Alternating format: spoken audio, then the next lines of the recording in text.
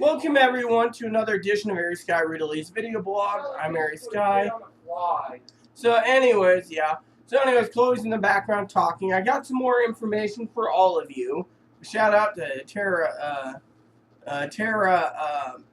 Beehole, Tara Punk, and Corey Beehole, and Tara J, and so forth. So, first of all, I do want to say a couple things about Chloe. Chloe is just telling me, I wasn't there, so it's considered somewhat hearsay, but she said to me that the police, when escorting her to the police SUV, that they said she is not ever coming back here and that a court order will be ordered for her. Unfortunately, she came home. So, that's the first thing. Second thing is they threatened, as I said, to kill or pop her one, or plug her, or beat her, because she basically, from what I understand now, called the police beaners, and they didn't like it. Yeah, I wouldn't be happy either. Now, here's the other funny thing, okay, for all you lovelies out there and subscribers. They also told Chloe that to her face with the doctor that Chloe wasn't coming home. And which, as you all know, was one of my goals, but apparently I can't do anything even with Adult Protection Service because they said that she's the vulnerable adult, not me. So it's my job to look after her. Now, anyways, they even said that the judge would be putting her away, and she's going to be detained and sent to a detention center. Apparently, that's what they said for like an hour while she was with them. They had to clear the bed and they had to do everything. And the security guard finally got in there and labeled things. It was her meds and her meds and and her shoes and a sweatshirt. They gave her a taxi home. But here's the funny thing. She wanted to take this, and the guy said no, because you're not taking it, because you're not coming back. And I heard the guy say that clearly. So when the one guy said, let's go, you little shit, picked her, moved her out, and then she started hitting herself on the wall, and then she started having other problems, and they got her restrained, and then, then what happened after that was she turns around, and the guy basically attacks her in the car saying, there's tenants here that doesn't want you here. You're going to either be leaving and the court's going to issue you to Seattle, or put you in a halfway house after you complete your mental hospital stay of a year. And if they do that, they might transfer you to Western and not Eastern. And then basically turned around and said, even if you did get out, we will be picking you up and making sure you serve jail time, and you will be there. Well, we had police come out many times, but apparently, like I said, when I ran into him, it was a different cop, and they didn't know who I was. And Chloe didn't answer the door. She had her earphones on. So technically, we don't know what's going on as of this moment. But anyways, let's get back to the story, okay? Because this is part 2. It's going to be short.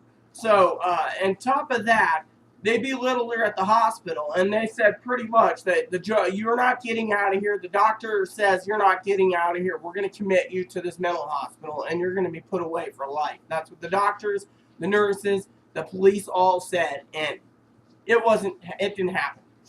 And so, and also the police said that if, quote unquote, she doesn't get into a halfway house, they will make sure that they can transfer her by prison transport and dump her and let her rot in San Diego. Or they'd send her to Phoenix and let her get arrested in Phoenix because she apparently assaulted a former Arizona cop, is what the police said. So, technically, if that's all stacked up against her, which is highly unlikely, then technically what happens, right? I mean, literally, the whole thing is they basically put cuffs on her, sent her out the door, sent her up there with her meds, and basically told me that don't worry, she's never coming back here at all.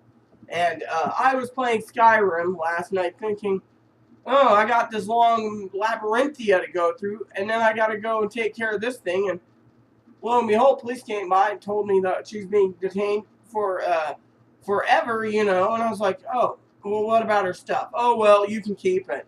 And they came, you know, and they just told me, you know, that tenant, you know, said that apparently she's a threat to society and a burden and a detriment, and they weren't going to let her leave. Well, apparently the lady, and I might do a part 3, but this is from the police side of things. Apparently, when Chloe talked to the lady, and apparently the police wanted to nail for domestic violence because she's been going after me and stuff for 3 days, 3+ days, so technically, you know. And then finally, the last part was, like I said, is the police made all these threats against her, and yet she's here. And so, you know, it makes you wonder if the police were full of crap. Now, the last part, like I said, was the lady that saw the crisis team was a Hispanic Native American type girl, and she told us to call the mental hospital and get the other 2 meds filled. That's it. And she can go and get medication management in January, and then she can get therapy in January. So, in my opinion, it's all good, but in my opinion also, it's not good, you know. So, and me and Chloe's gonna work on trying to think about finding a different doctor at this clinic because they basically discriminated against me clearly. But that's a different story. But anyways, I don't know what the lady said, so that's why I'm going to get some more information for Chloe. And if I do a short part 3 like I'm doing today for part 2, you'll understand that I'm still picking up the pieces. This is what she told me at dinner time, or lunchtime. And it really shocks me that someone like this would do this to Chloe, you know. And they were going to send her to Phoenix because her driver's license is from Phoenix. So everything they did, you know, they didn't find her from Phoenix. They're going to send me out to California and have me walk where I used to. San Diego, exactly. You know, Chloe. Let me ask you. Maybe I can ask you. Did that crisis team lady say anything to you about the police's threats? No. You didn't bring it up to her? No. What about the hospital? Did they make threats? Not really, no. So the doctor didn't say you were being placed for life?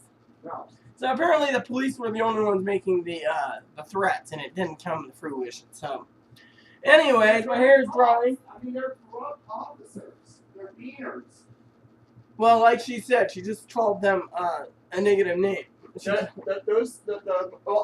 Most like PD are a bunch of beaners and spics and Trump tards.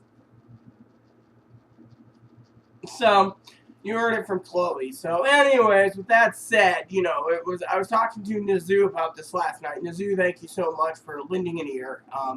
You know, I got to go through this all the time, so I'm just gonna have to get used to it because of, you know, etc. etc. But like I said,